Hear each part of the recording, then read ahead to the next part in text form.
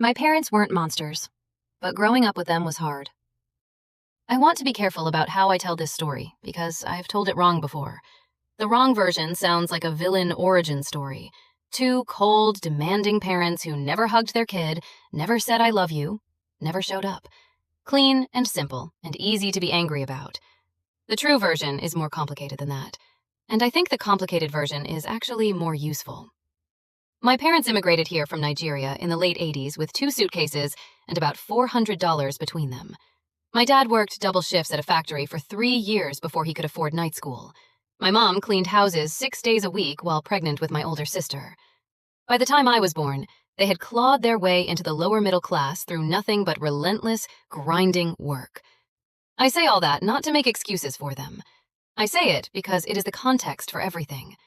Growing up, my parents had one mode: push. A B+ was met with, why not an A? An A was met with silence. Not praise, just the baseline expectation being met. I won a writing competition at school in 5th grade. My mom's response was to ask why I wasn't spending that energy on maths instead. I remember being 11 years old and crying over a test score, and my dad sitting across from me at the kitchen table and saying, "Tears don't change numbers. Study harder."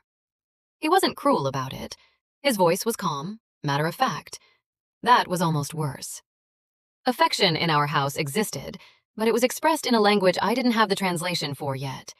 It was the packed lunch every single day, never a school meal. It was my dad driving 40 minutes each way to every Saturday tutoring session without ever complaining. It was my mom hemming my school uniform at midnight because we couldn't afford a new one. But what I needed at 10, at 12, at 15, was someone to say, "I see you. I'm proud of you. You are enough right now, today, as you are."